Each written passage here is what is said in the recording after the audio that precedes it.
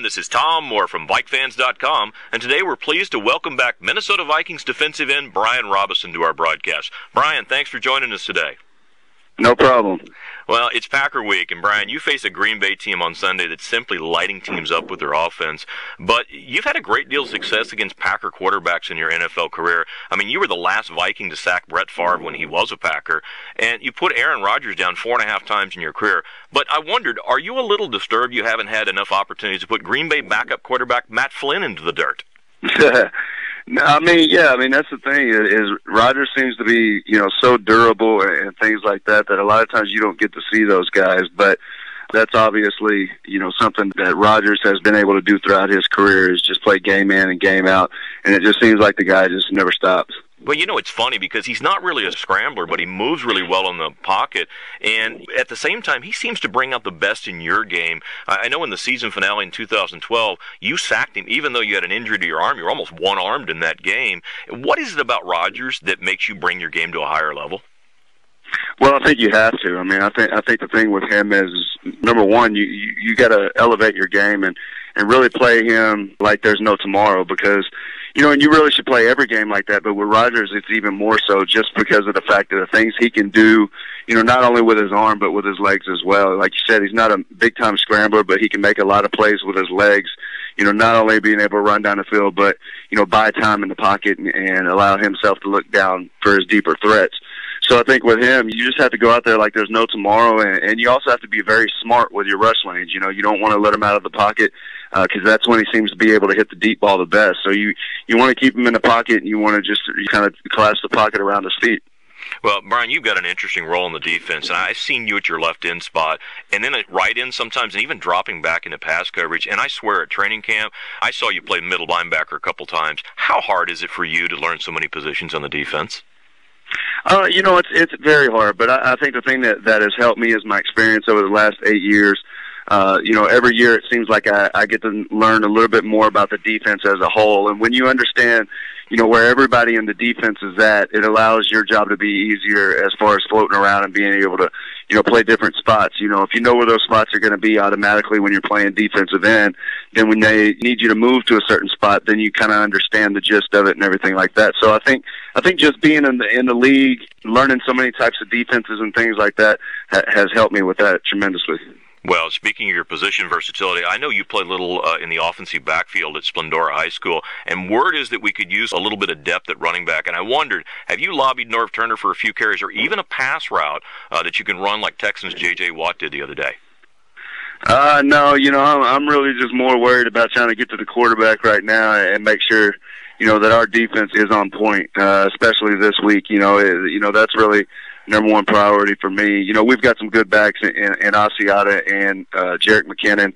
I think both of them have done a good job for us, especially filling in for Adrian missing out, this season. So, that's just my main priority is make sure I get this defense going this week against Green Bay. Sounds good. Well, when we talked to Pete Burchich the other day about you, he says he doesn't think fans realize the measure of a defensive end's effectiveness is more than about the sacks. In fact, you lead the NFL in quarterback pressures over the last 3 seasons, and you're the highest-ranked Viking in that category again this season. Can you help, Brian, the fans understand why a pressure can often be as important as a stat as a sack can be?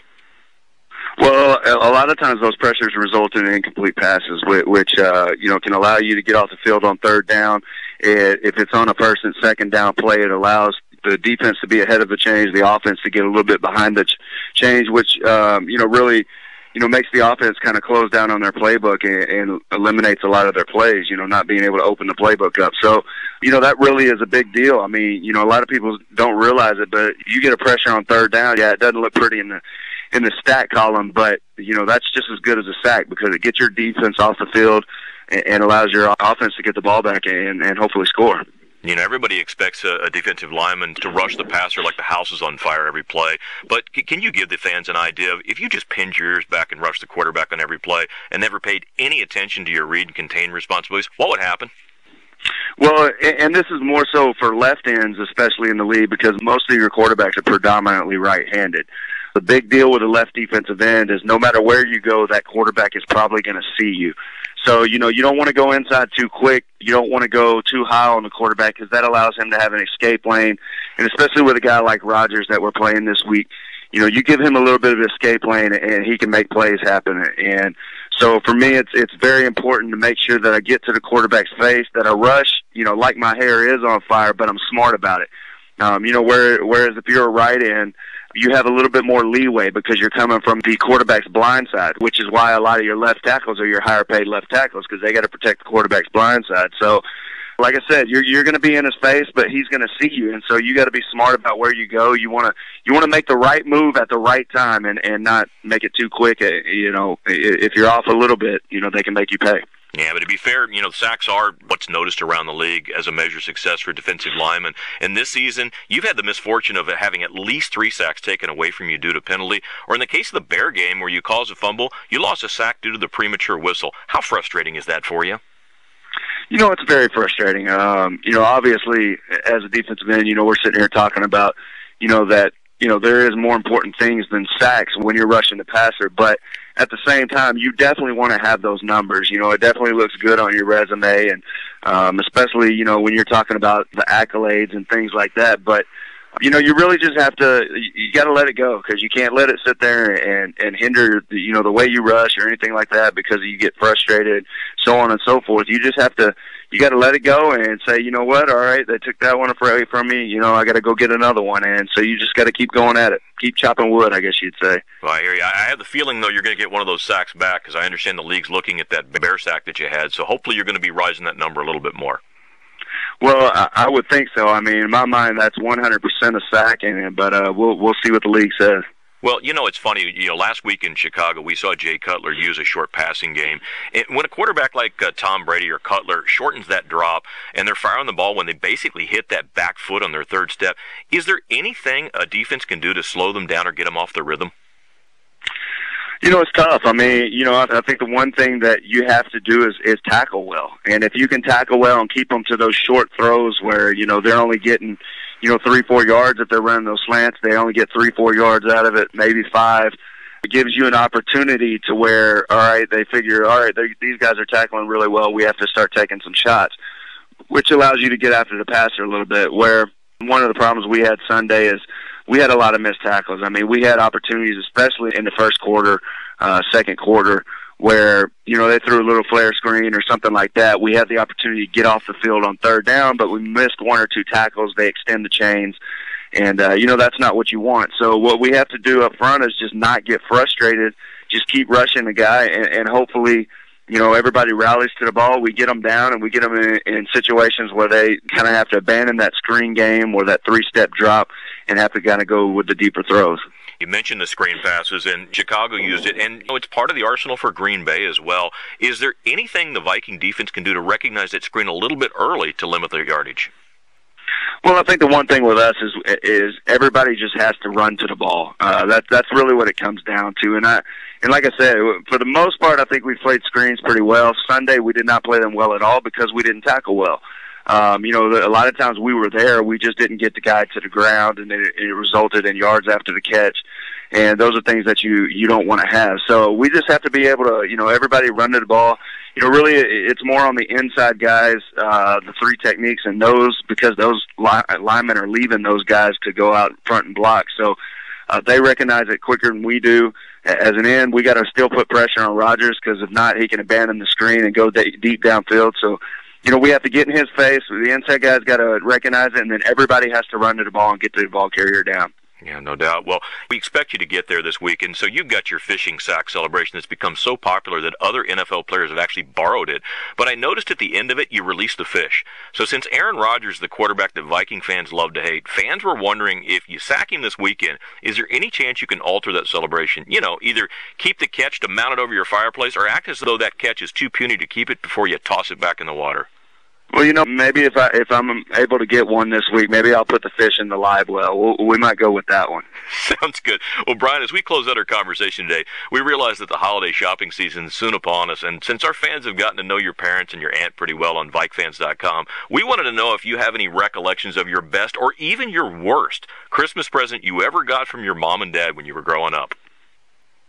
Oh, man, you know what? Christmas is around my house. We're always a blessing.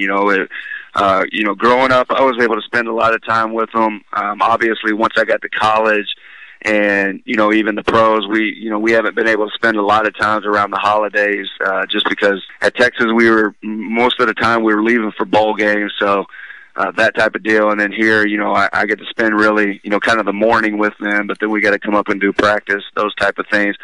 But growing up as a kid, Christmas was always great. I never was able to complain about a Christmas. I know my parents worked as hard as they could to get me the gifts that I wanted. And, a lot of times, I didn't end up with everything I wanted, but they did the best they could to get me whatever they could. And so it was always an appreciative time.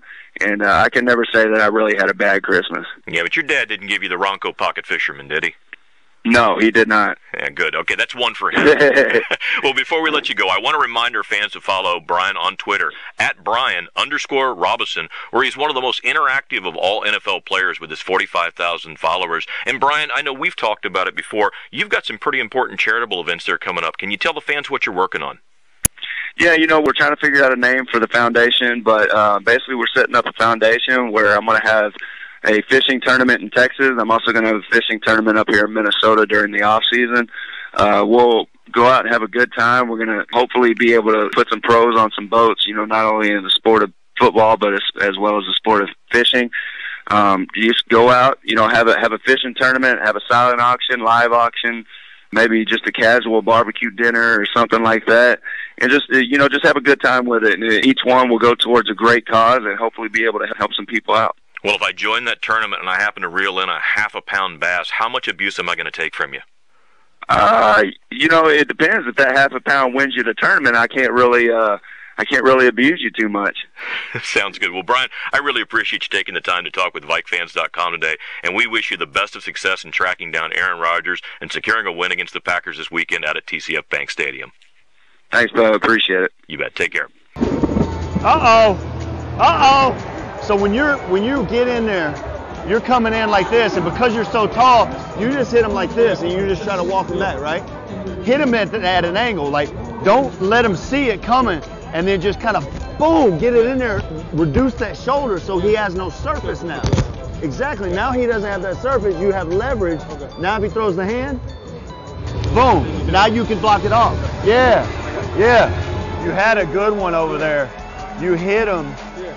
And you actually had pushed him by and came back inside. You had a good one. Yeah. The Vikings have possessed the ball 17 minutes, 18 seconds, compared to about 7.5 for the Titans. Strip sack, Vikings ball.